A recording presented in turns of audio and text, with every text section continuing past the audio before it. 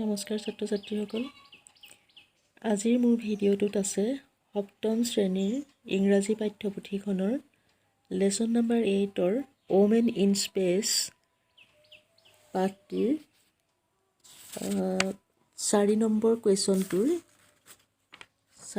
কুৱেশ্যনত আছিলে কেইটামান গ্ৰামাৰ কেইটা ডাইৰেক্ট স্পীচৰ পৰা ইনডাইৰেক্ট স্পীচলৈ কেনেকৈ বাক্য সলনি কৰিব পাৰি সেই সম্বন্ধে আছিলে। তাতে বি নম্বৰত তোমালোকক এটা প্ৰশ্ন দিছে, in column A below are 2 sentences in direct speech.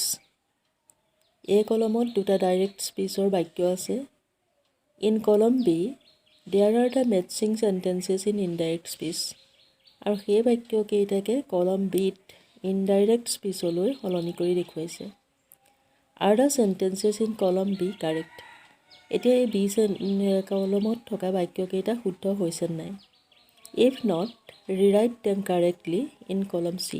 আৰু যদি শুদ্ধ হোৱা নাই কলম চিত সেই বাক্যকেইটা শুদ্ধকৈ লিখিবলৈ কৈছে।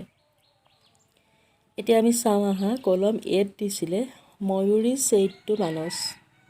ময়ূৰীয়ে মানসক কৈছিল, Do you know what NASA is? তুমি জানানে নাসা কি? এইটো এটা ইণ্টাৰগেটিভ চেণ্টেন্স। ইণ্টাৰগেটিভ চেণ্টেন্স এটাক যেতিয়া আমি ডাইৰেক্ট স্পীচৰ পৰা ইনডাইৰেক্ট স্পীচলৈ সলনি কৰোঁ তেতিয়া আমি চাব লাগে প্ৰথম কথা হ'ল এই যে ছেইড ভাৰ্বটো আছে, এই ভাৰ্বটো কোন টেন্সত আছে? এই ভাৰ্বটোক আমি কি ভাৰ্ব বুলি কওঁ তোমালোকে নিশ্চয় জানা। এই ভাৰ্বটোক আমি কওঁ ৰিপৰ্টিং ভাৰ্ব। এই ৰিপৰ্টিং ভাৰ্বটোৰ টেন্সৰ লগত সংগতি ৰাখি আমি এই ৰিপৰ্টেড স্পীচটোত এইটো পিছৰ এই অংশটোক আমি ৰিপৰ্টেড স্পীচ বুলি কওঁ। এই ৰিপৰ্টেড স্পীচৰ বাক্যটোত টেন্সৰ সলনি ঘটাওঁ। আৰু টেন্সৰ সলনি কৰোৱাৰ আগতে আমি এটা কথা মন কৰিব লাগে যে বাক্যটো যদি ইণ্টাৰগেটিভ চেণ্টেন্স হয়, ৰিপৰ্টেড স্পীচটো যদি ইণ্টাৰগেটিভ চেণ্টেন্স হয়, তেতিয়া আমি তাক সলনি কৰিবলৈ যাওঁতে প্ৰথমতেই আমি এই ৰিপৰ্টিং ভাৰ্বটোৰ ৰূপটো সলনি কৰিব লাগিব। ৰিপৰ্টিং ভাৰ্ব ইয়াত ছেইড আছিলে, আমি তাৰ সলনি ব্যৱহাৰ কৰিম কুৱেশ্যন বুজোৱা বাক্যত আস্কড। এই ছেইড থকাৰ কাৰণে আস্কৰ পাষ্ট টেন্স আস্কড, ASKED। ময়ূৰী আস্কড মানস। তাৰপিছত সি কেনেকুৱা ধৰণৰ প্ৰশ্ন সুধিছিলে সেইটো আমি চাওঁ। প্ৰশ্নও দুবিধ আছে। এবিধৰ উত্তৰ আমি য়েছ নাইবা নোৰে দিব পাৰোঁ, আৰু আনবিধৰ উত্তৰ দিবলৈ যাওঁতে আমি বৰ্ণনা কৰিব লাগে। ধৰি লোৱা তোমাক সোধা হ'ল ভাত খালানে? তেতিয়া তুমি এনচাৰটো দিবা। যদি ভাত খালা তেতিয়া হয় বুলি ক'লা, যদি নাই খোৱা তেতিয়া নাই খোৱা বুলি ক'লা। য়েছ নাইবা নোৰে আমি তেনেকুৱা প্ৰশ্নৰ উত্তৰ দিব পাৰোঁ। আৰু এনেকুৱা কিছুমান প্ৰশ্ন আছে যিবোৰ প্ৰশ্নৰ উত্তৰ তুমি বৰ্ণনা কৰি ক'ব লাগে। ধৰি লোৱা তোমাক সুধিলে ভাত কিহেৰে খালা? তেতিয়াতো তুমি য়েছ নাইবা নো বুলি ক'ব নোৱাৰা। তেতিয়া তুমি ভাত কিহেৰে খাইছিলা সেইখিনি কথা ক'ব লাগিব। নাইবা তুমি স্কুললৈ যাবানে বুলি সুধিলে তুমি য়েছ নাইবা নো বুলি ক'ব পাৰা। কিন্তু তুমি স্কুললৈ কিয় নোযোৱা বুলি সুধিলে তুমি য়েছ নাইবা নো বুলি ক'ব নোৱাৰা। তেনেকৈ দুই প্ৰকাৰৰ প্ৰশ্ন আছে। এটা প্ৰশ্নৰ উত্তৰ আমি য়েছ নাইবা নোৰে দিব পাৰোঁ, আৰু এক প্ৰকাৰৰ প্ৰশ্নৰ উত্তৰ আমি য়েছ নাইবা নোৰে দিব নোৱাৰোঁ। এনেকুৱা য়েছ নাইবা নোৰে উত্তৰ দিব পৰা প্ৰশ্নবোৰৰ ক্ষেত্ৰত এই যে কমাকেইটা আছে, এই কমাকেইটাৰ ওচৰত আমি কি লিখিব লাগিব? ইফ নাইবা হুৱেডাৰ। এই দুটা শব্দত আমি তোমালোকে এছাৰেটিভ চেণ্টেন্সৰ নেৰেশ্যন চেঞ্জ কৰোঁতে কমাকেইটা উঠাই তাৰ ঠাইত ডেট ব্যৱহাৰ কৰিছিলা, কিন্তু এতিয়া আমি ডেটৰ সলনি কি ব্যৱহাৰ কৰিম? ইফ নাইবা হুৱেডাৰ। তাৰপিছত লিখিব বাক্যটো, যিটো বাক্য আছে আমাৰ ৰিপৰ্টেড স্পীচত, সেই বাক্যটোৰ আমি টেন্সৰ পৰিৱৰ্তন কৰিব লাগিব, প্ৰনাউনৰ পৰিৱৰ্তন কৰিব লাগিব। যদি প্লেচ আছে প্লেচৰ পৰিৱৰ্তন কৰিব লাগিব, যদি টাইম আছে টাইমৰ পৰিৱৰ্তন কৰিব লাগিব। এতিয়া আমি চাওঁ এই উত্তৰটোত সেই কথাটো খাটিছেনে নাই খটা।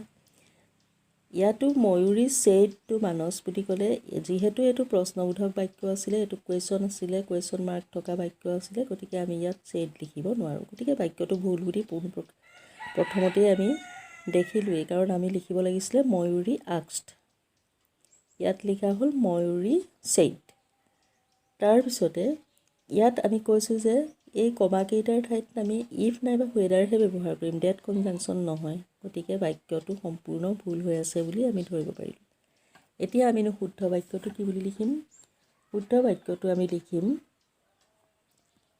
ময়ূৰী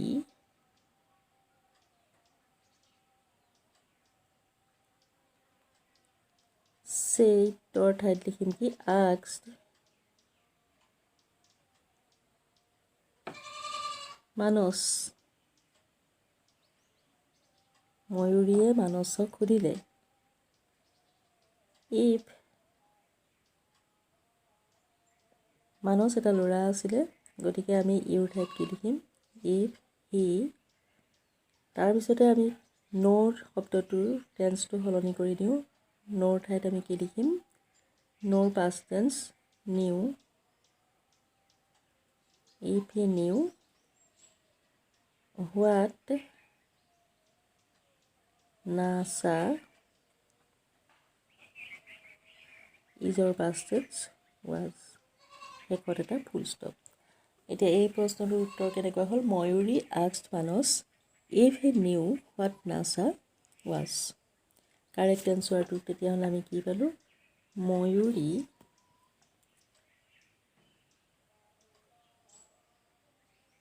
asked Manos if he knew what NASA was এটো হ'ল কাৰেক্ট এনচাৰ এই প্ৰশ্নটোৰ নেৰেশ্যন চেঞ্জটো শুদ্ধ ৰূপটো এনেকুৱাহে হ'ব নেক্সটত আছিলে মানস said মানসে কৈছিল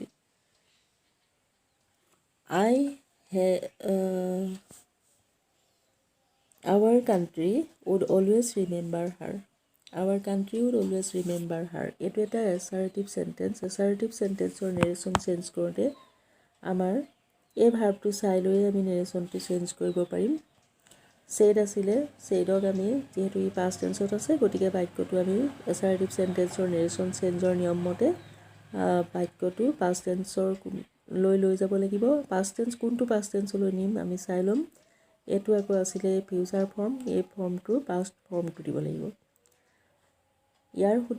ইয়াত দিছিলে উত্তৰটো মানস said that our country would always remember her এটা মানস said এইখিনিলৈকে ঠিকেই আছিলে এই কমাকেইটা দি দিলে কাৰণে এইটো বাক্য ভুল হ'ল আৰু আৱাৰৰ ঠাইত এই আৱাৰ শব্দটোৰ ঠাইত কোনে কৈছিলে মানসে কৈছিলে আমি আৱাৰক pronoun চেঞ্জ কৰিব লাগিব দেয়াৰলৈ their country would always remember her এতিয়া আমি এইটো নেৰেশ্যন চেঞ্জ কৰোঁ চোৱা মানস said that our country লিখিছে ইয়াত আমি লিখিম মানস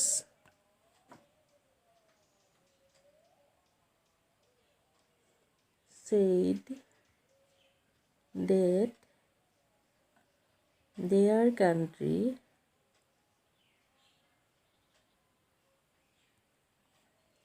willৰ past tense form would always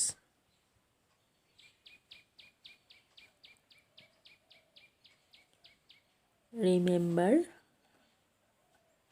her হৈ থাকিলে এই দুটা নেৰেশ্যন চেঞ্জ এনেকুৱাকৈ কৰিব লাগিব তাৰ আগতে তোমালোকে নেৰেশ্যন চেঞ্জৰ নিয়ম কেইটা ভালদৰে পঢ়ি চাবলৈ চেষ্টা কৰিবা assertive sentenceৰ যেতিয়া নেৰেশ্যন চেঞ্জ কৰা হয় তেতিয়া যেটো ৰিপৰ্টিং ভাৰ্ব আছে ৰিপৰ্টিং ভাৰ্বটো যদি past tenseত থাকে তেতিয়া হলে ৰিপৰ্টেড স্পীচত থকা বাক্যটো কৰেসপন্ডেন্স past tenseলৈ সলনি হয় যদি ধৰা তোমাৰ বাক্যটো আছিলে প্ৰেজেন্ট ইনডেফিনিট টেন্সত তেতিয়া বাক্যটো আমি লিখিব লাগিব past ইনডেফিনিটত যদি প্ৰেজেণ্ট কণ্টিনিউৱাছত আছিলে তেতিয়া পাষ্ট কণ্টিনিউৱাছত, যদি প্ৰেজেণ্ট পাৰফেক্টত আছে তেতিয়াহ'লে পাষ্ট পাৰফেক্টত, আৰু চিম্পল পাষ্ট টেন্সত থাকিলেও পাষ্ট পাৰফেক্ট টেন্সলৈ সলনি কৰিব লাগে। সেইটো নিয়মতে আমি উইল আৰু চেল এইবোৰ ভাৰ্ব থাকিলে তাৰ পাষ্ট ফৰ্মটো উইল নাইবা শুড তেনেকুৱাকৈ ব্যৱহাৰ কৰিব লাগে। কথাটো মন কৰিবা। আজিলৈ ভিডিঅ'টো সামৰিলোঁ। নিশ্চয় তোমালোকে কথাখিনি বুজিবলৈ চেষ্টা কৰিবা। ধন্যবাদ।